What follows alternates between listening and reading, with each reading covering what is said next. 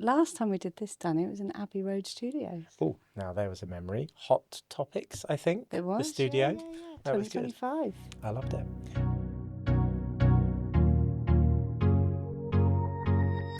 Jenny, welcome to the Force Multiplier podcast, where AI is the tool and people are the multiplier. I'd like to start with the question we always open with, which is, what is the change that you are trying to make? Well, firstly, thank you for having me. It's an absolute pleasure to be here to talk with you. The change that I'm hoping to make, and it's something that's always stuck with me, like ever since I was young, and I know it sounds a bit corny, I just want to make a difference, right? Mm-hmm. Want to add value and leave things in a better position than when I found them. And I've kind of had that throughout my career. Whatever job I go into, I've really held that quite strong, that my change is to make something better, right? And it might not be transform a whole organisation, right? It might just be help a team actually move something forward, win a deal, but being able to leave something better than you started, that's purely for me. And as I've gone through my career a bit more and I started leading and managing teams, I'd kind of plug onto that a little bit as well, actually helping people realise their potential. So you're currently the Chief Information Officer at Imperial College London. How long have you been in that role? So I've been in that role for 2 and a bit years. I actually started there about 4 years ago. Right. Actually as the Director of Digital Products to begin with, and then the previous CIO left. You know, sometimes you see an opportunity, and I was really passionate about wanting to lead the team, put myself forward, went through all the recruitment, and here I am, right? Amazing. So how long have we known each other? It's not that long. No, I think it's probably only a couple of years. Yeah. You know, it seems in a good Unreal. way. Yeah. Amazing. So we knew each other originally when I was CIO at London Business School, and we've crossed over in various academic conferences, and things that you've hosted, things that I've hosted. In fact, as we were saying earlier, last time we had a conversation like this was at Abbey Road Studios, which was pretty fantastic with Hot Topics. And now you are a customer of Nebula One by Cloudforce, who kindly sponsor this podcast. And I'm your partner, supplier, vendor. I don't know what the right word. What is the right word? I'd say partner. Your key strategic partner for us. Okay. Fabulous. I love that. And you are, we'll get into it later. And this is not a commercial podcast, but you are doing great things at Imperial with Nebula One. And that is on generative AI. And that's just based on the data that we see, the engagement that we see, the volume. And it's pretty phenomenal. So we'd like to delve a little bit into that, mostly to understand how are you trying to change the world of education using AI. That's the kind of the focus of it. But let's start with a bit more about your career and your career history. So you used to work at Microsoft, right? I did back in the day. I did an internship when I was at university. So I took a 4-year degree. Third year went and worked at Microsoft for a year. Had an absolute, had a great time. And I just got the bug for what technology could do. At the end of my internship, they asked if I wanted to come back after I'd finished my degree. Yeah. So I did. I worked there for a couple of years. And again, just Microsoft was going through quite a change at that time. It was when Who was Linux, CEO? Initially, I think it was when it just moved to Steve Ballmer. Okay.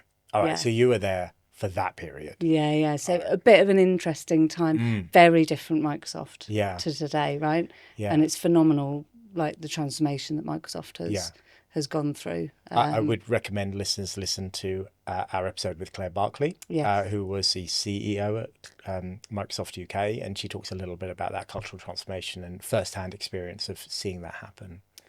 Definitely, because quite interestingly, that was my second job when I went back to Microsoft, was working for Claire. Oh, wow. In the EMEA Compart team. So yeah, it has come full circle. But Microsoft was a great organisation to work for, just to open my mind to what technology could do. Because coming back to that add value, I've always wanted to add value from a business, kind of organisational outcome perspective. But then I saw how technology could make that happen. Right? What was your degree in? It was business. In business degree, business and operations. And then you went into a tech role. Flipped tech, yeah. Well, I was kind of a bit of a hybrid, right? So I wasn't sort of sat there coding and developing, but I was running technical programs, doing technical delivery.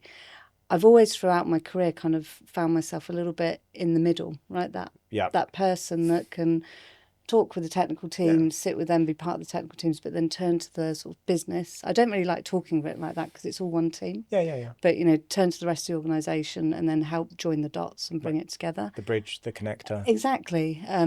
After Microsoft, I went to BT and I definitely got more technical there. I was managing broadband products, and that's when I got into product management. And so I kind of had this, you know, this whole mishmash of things going on, technology, product management, how to organise and deliver things.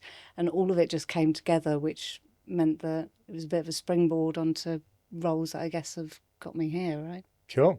Let's talk about AI. Yes. I mean, we got to get to AI at some point, Gen AI specifically. If you want to get into all AI and machine learning and so on, happy to go there. But we generally mean Gen AI when we say AI these days. Have you got a favorite family of models that you use? Your go-to? It's a Nebula one we call Daisy. Okay. So why do you call it Daisy?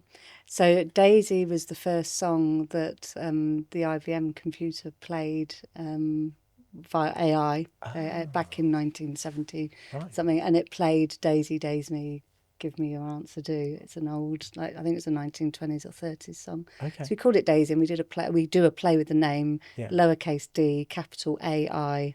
That's right. So yeah, it's nice, and that's nice. Just giving a product or platform a name makes it. That's why you call it Nebula One, right? It makes it more kind of. Oh, now, catchy. Would you consider it an anthropomorphous name? Or do people think Daisy flower, or do they think Daisy female name? Flower tends to be what comes out more, but you're right, yeah.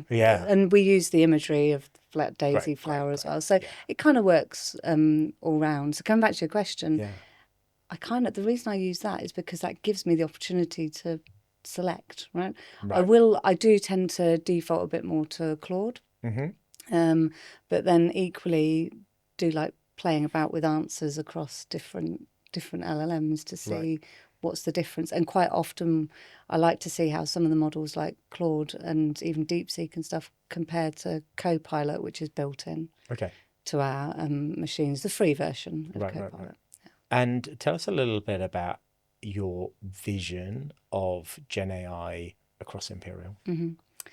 Well, there's a few different angles to look at it from. So if I take sort of actually what we do at Imperial, teaching and research, actually there's an angle of we are researching, you know, our researchers, world-leading researchers are researching Gen AI, the future of AI. In fact, you know, arguably they were doing it 10, 20, 30 years ago. You know, they've been doing this for a long time. They've been writing the books, etc.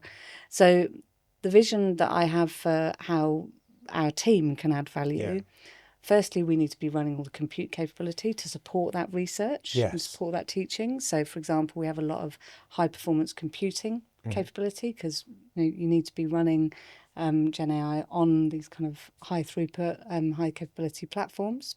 So there's that area in terms of enabling all the research. Then there's a whole area around kind of like professional services and product. You know, you get into sort of like the more classic productivity. How do we help people in their roles? How do we augment roles? How can we give more capacity to teams, but at the same time widen capability? So I don't think it's just about using Gen AI to do more. It's actually then using Gen AI to help people do things that they've never done before. So like actually, I'm giving you more hours in the day by making things available to you, but I'm also giving you the opportunity to maybe do something in your role that you've never done before because you've now got Gen AI sat alongside you. And then there's that third aspect which comes into the teaching a bit more. So I talked about the research, professional services, and then there's a vision again of how we're supporting the teaching because we have students from around the world and from the UK as well who they're coming to learn about this from the leading academics at Imperial.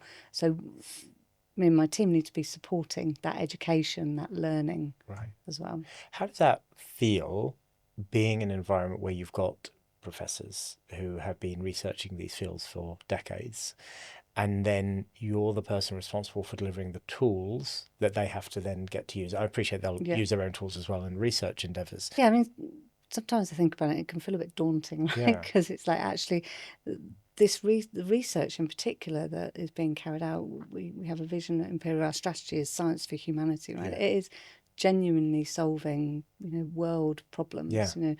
and looking at research into everything from like climate change through to medicine, saving lives. If I use the analogy of how I see AI working with people, right, augmenting and supporting each other. So I could never do the research, right, that they're doing. I don't sort of understand the depths of everything that they're doing, what they're trying to drive, etc. But what I can do is run the services and the IT products that enable them to be amazing. Right. So together, we're stronger, right? Yeah. So I've had stories from some of our team actually where, we've got people who've introduced automated workflows and stuff like that to sort of help manage, their mailbox, to help manage the work they're doing. And it's giving them so much more capacity, but it's giving them the capacity to then do more capability wise, right? And do new and different work.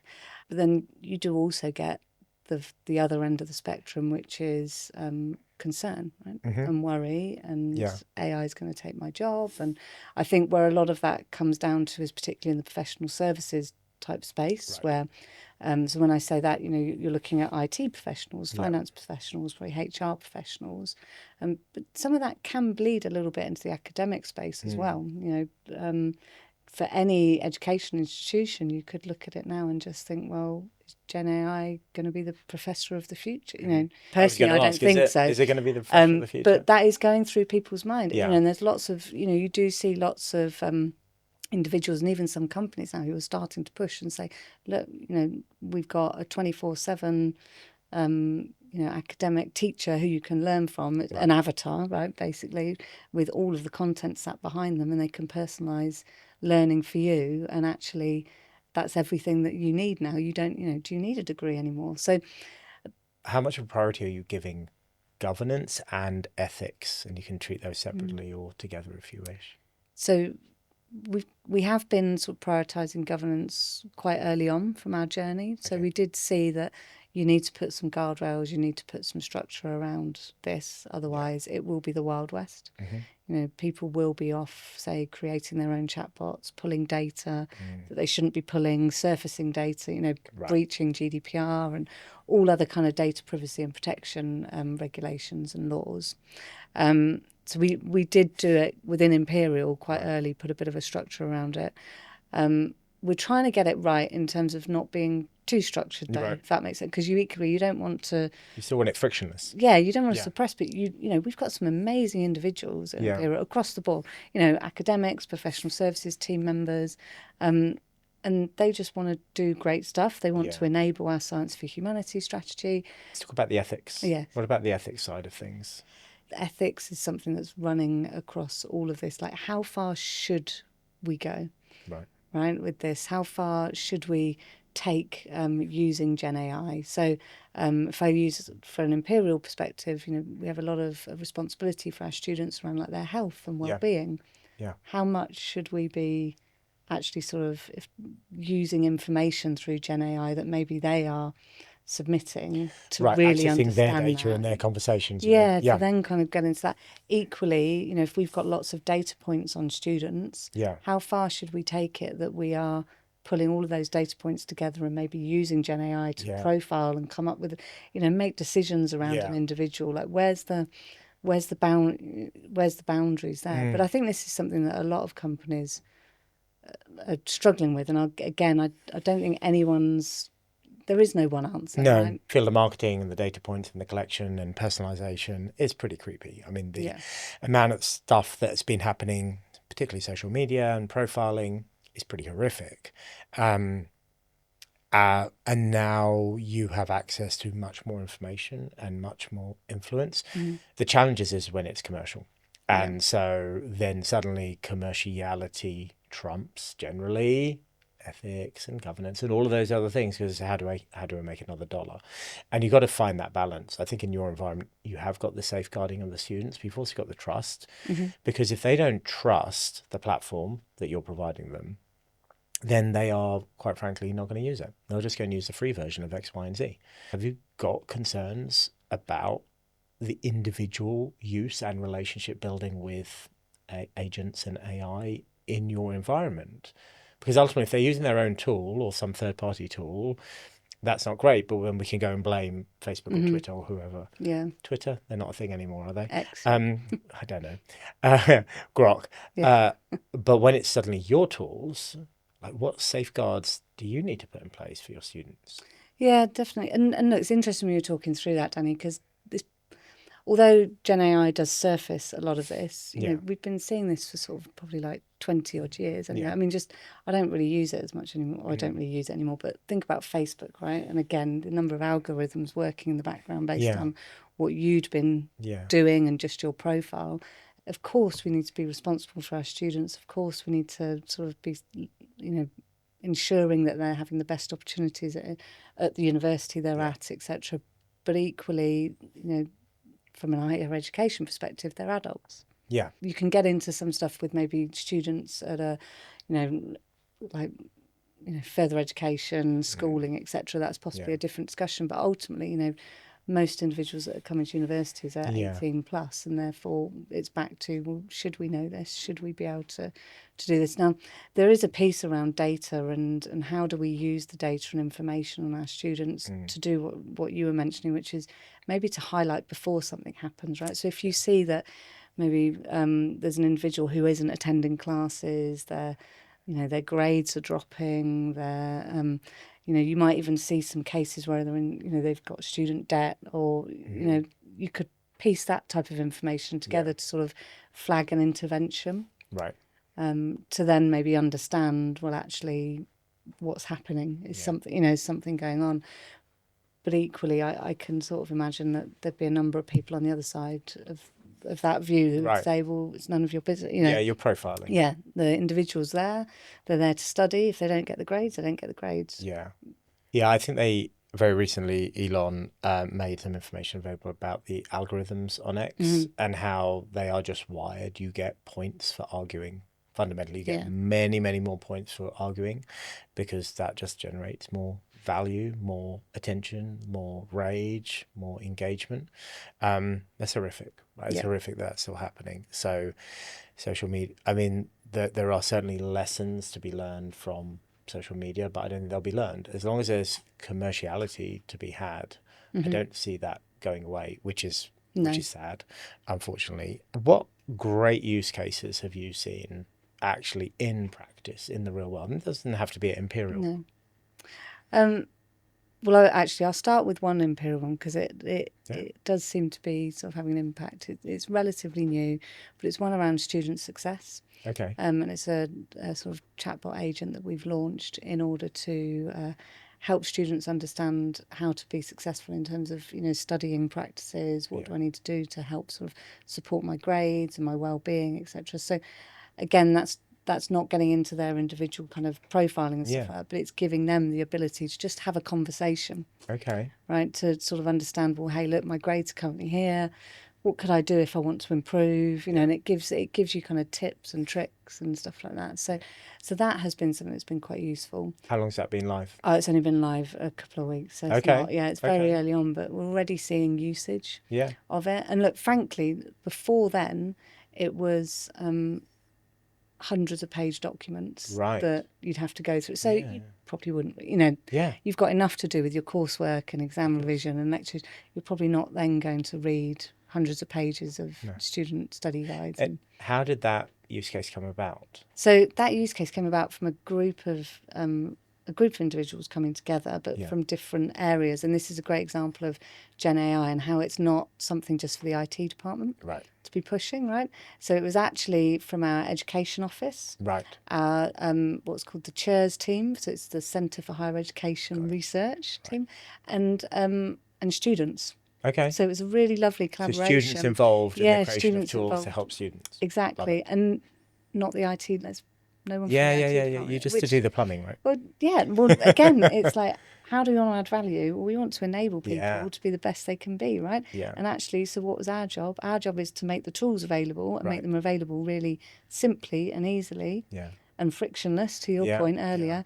And this has been built off the back of it. Amazing. Right? So that's a really good example, not just of like the end sort of product, but of the process. Yeah, but as well. that's the key, right? I Yeah. think the product, often I speak to people and they are obsessed about the actual use case. It's not the actual use case, because those will come and go and they will evolve, but it is about how the change management, the program. How do you get the ideas flowing, and how do you remove the barriers to creation of those things as well? That's absolutely key. If I'm really honest, I've not seen anything that's massively blown me away. And I think this is part of the challenge. And a lot of conversations I have with my peers, both not just in the higher education sector, a lot of us as CIOs are kind of struggling to sort of see, well, where is the value? It's fascinating. Where is the use case? Where is, and the answer is there isn't one. There's not one just golden bullet of right, you do that, and then all of a sudden you're paying for all your Gen AI. It comes back to maybe the smaller things around the productivity and the, actually now, I've got papers that I have to read quite regularly, and actually, not alone in that, but you can get better summaries. You can then delve into them more. You can get analysis done. You can help me write reports. They're the type of things that I've kind of seen people do. Help me with the workflow, because I'm fed up of always having to approve and review these things. I'll automate some of it. You could start to get into the agentic AI world, because there are examples of companies where they are starting to make decisions, but these aren't always great, right? Examples, but they're use cases you're seeing, particularly sort of in insurance and financial sectors, right, where actually take the humans out the loop, and now it's just a case of agentic, an agent will decide on your claim or something. Hannah Fry has a great AI Confidential on BBC, and I think you met her today. Unfortunately not quite personally, but I did say, I kind of got to say hello to her, but she was presenting at an event I was at, and I'd seen the shows, AI Confidential recently as well, and I think they sum it up really, and there's some fantastic, fascinating examples in those shows. But actually, interestingly, her book called Hello World, it was written back in 2018, so it's quite old from an AI AI perspective. It's historical. But it actually is still resonates quite well, because actually it's about the human actually being key, and it's not about algorithms and computers. The human element is the difference. It's not always all about the technology. No. I think that's where a lot of it comes from. It's about the people and the processes as well. So therefore, if you don't get the three of them working together, you're not going to, it's 100%. As simple as that. You're not going to get the value. And look, I like your analogy, because it is very different. You sit in a Tesla, first time if you ever sit in one, it's this is not like a car. You're almost like, where's my dashboard? Where's my dashboard type thing. But people get used to that, and people change. And I do like that analogy in terms of actually we can start to build products differently now and think about them differently. I heard something interesting today, actually, which was sort of being pushed and proposed, which is actually flip on the head the view of, you've always got to start with the user and the process and get the journey and the experience right. Which for me, I'm a big believer in that, right? You have to have user-centric experience clear. What's the experience you want? Then you figure out the technology underneath it, right? And the talk was about, well, just start with AI. Just put AI out there doing something. Like put Gen AI out there, delivering something, doing something. And then people will change around it.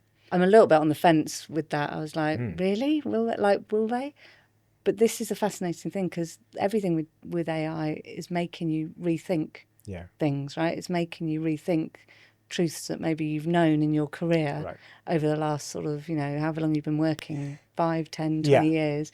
They're now being prodded at a bit, and it's kind of like, actually, maybe we do need to do things differently, right? Well, we know organisations, full stop, generally processes aren't perfectly optimised, and therefore if they're automated, then they're not optimized, but they're automated, and so on. And so, as you say, if we can't optimize that, then it's really hard to get into that space where you can make a difference. So it is quite exciting. Okay, so what are you most excited about the change that could be happening over the next X period, few years?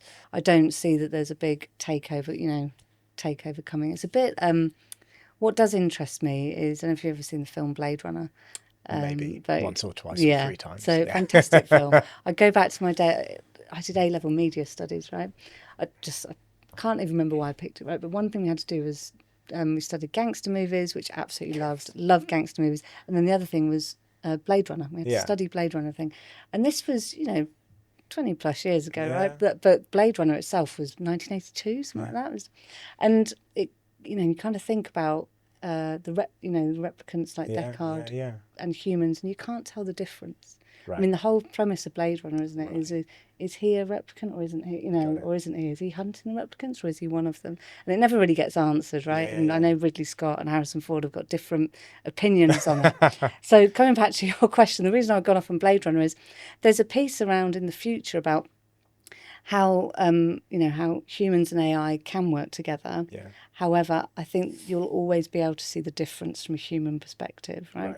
And that's because of emotion, like justice, grief, the type of things that make us human will always kind of come through and shine through. And it's back to also as well, like how do we therefore maximize our use of this technology to give us the capacity that I mentioned, but I will go back to the capability and the link to what I was saying at the start of wanting people to realize their potential. Mm-hmm.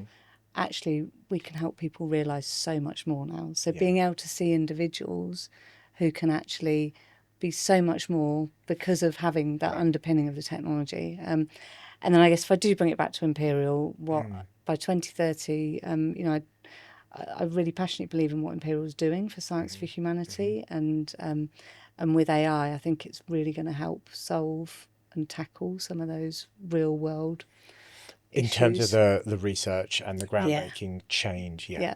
And also as well, just it's probably a whole nother topic and conversation, but big thing is also sustainability with AI. Yeah, let's go there.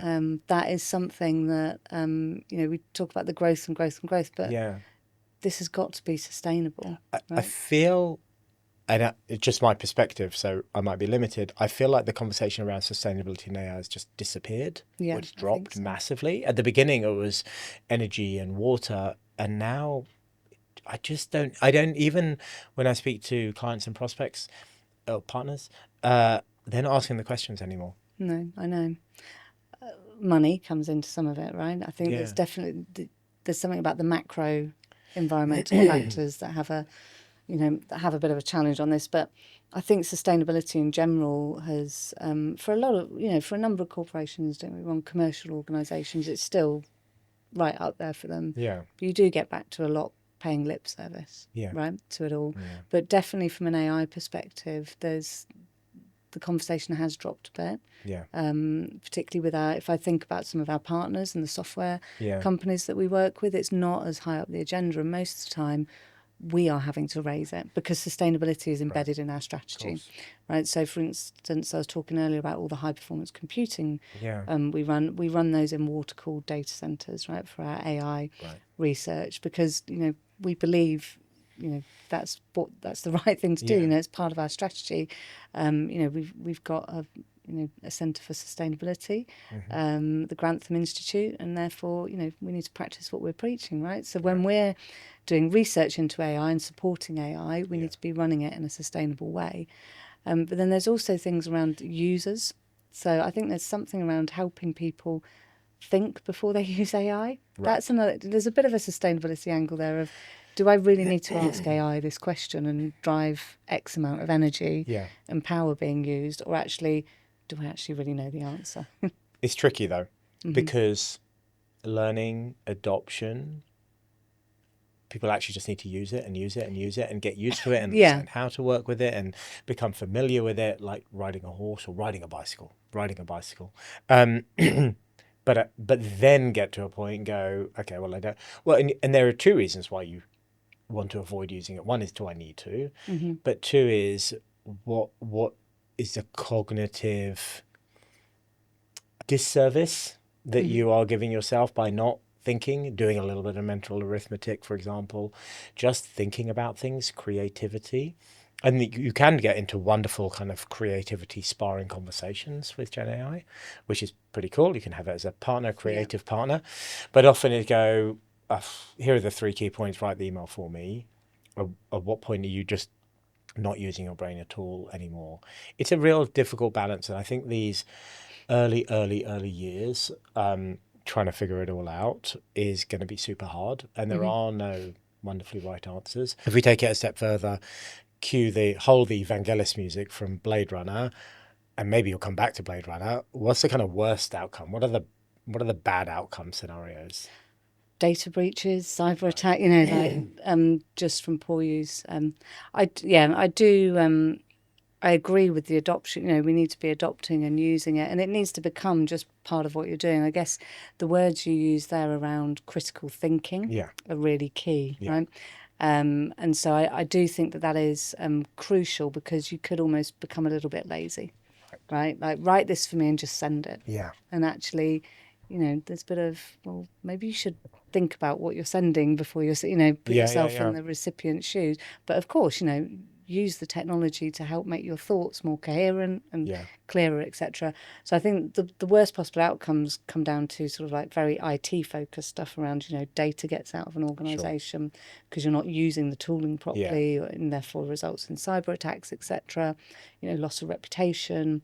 I was going to say, does management in the world of AI look differently? And that's before you get into, for every real human teammate you've got an agent or 10 agents, or I can't even begin to start to think of what that might look like. But just managing humans for a moment, managing humans in that world, is it then a manager's opportunity? I'm not saying responsibility, opportunity to say, we can automate that, we can free up capacity, we can get a little bit more thinking time, but actually we can go and add higher value. And that's the thing, will we ever manage agent? You know, like, because think about how you manage and you coach and you develop people and you help them achieve their best. It's interesting, I've sort of read a bit about some organisations that are starting to think about putting the agents in their org charts. Yeah. So it'd be like, right, well, this is Danny, and Danny looks after agent ABC, but also Jane blogs and Joe blogs, and, you know, XYZ report to Danny, you know, people. Yeah. Very interesting concept. Coming back to the point there around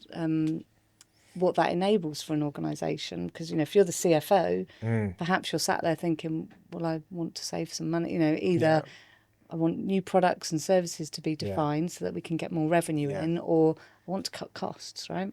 So there's a real kind of dichotomy, I guess, for some organisations, because that comes back to the culture of what are you actually, you know, looking to use AI for. I mean, we're all reading at the moment about what Jeff Bezos is investing in and how potentially this is going to be the future for manufacturing and for Amazon itself, that actually he won't need people because he'll have AI managing these you know, the whole of Amazon. What is Jeff Bezos currently investing in?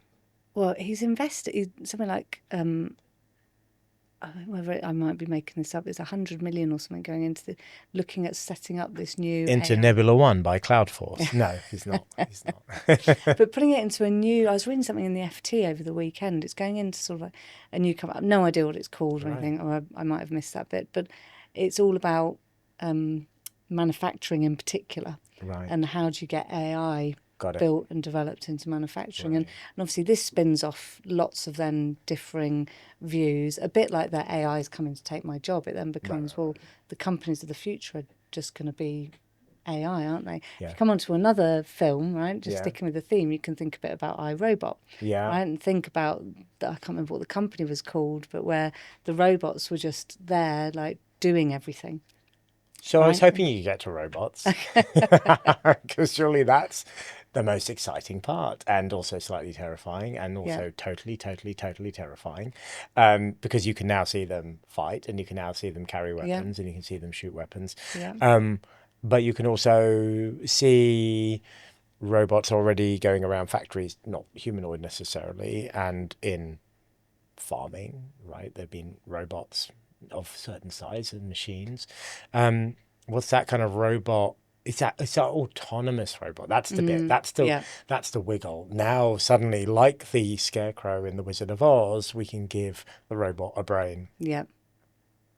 Scary. Yeah, that is scary. And actually, what will they do with it? Right? Then, like, actually, again, if you go back to how can you tell the difference? Because I was going to go back to Blade Runner again, right? Yeah. So actually, there's the physical difference, but in time, like, how could you tell the difference if you're interacting with a robot, or, you know, if you're not face to face, clearly? We're certainly on chat now. You can't, right? Pretty much now on the phone. Yeah. So it's just a step. Okay, it's a Yeah. big step, don't get me wrong, but it's just a matter of time. Like all these things, right? Personal filing of vehicles, autonomous Yeah. vehicles. It's just a matter of time. Yes, it's more complex than everyone thought, but it'll get there. And when it gets there, you know it's arrived. But where do you want the robot?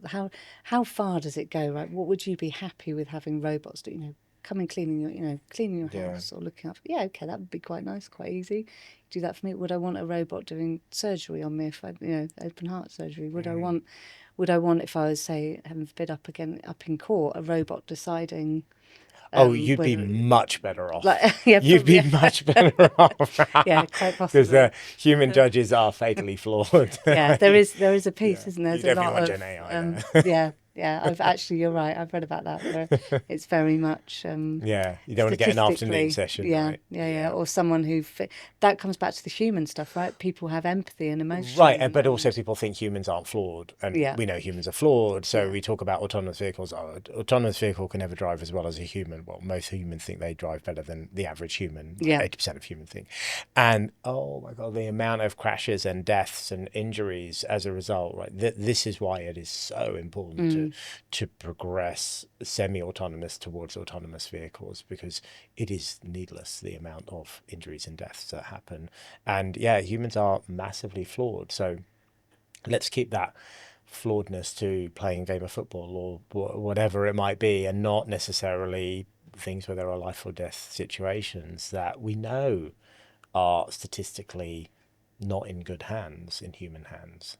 But we always think they're Yeah. good in our hands, don't we? Well, it's back to, and I sort of joked about the heart surgery type stuff. It's back to humans. Okay, there's flaws, but we're also unpredictable. Yeah. Right. So imagine if absolutely, and we see this, from the work at Imperial. Again, you've got technology augmenting, Right. the doctors and the nurses, etc. But actually, sometimes you need to be looking at a person and Yeah. have that to go, actually, something's not quite right.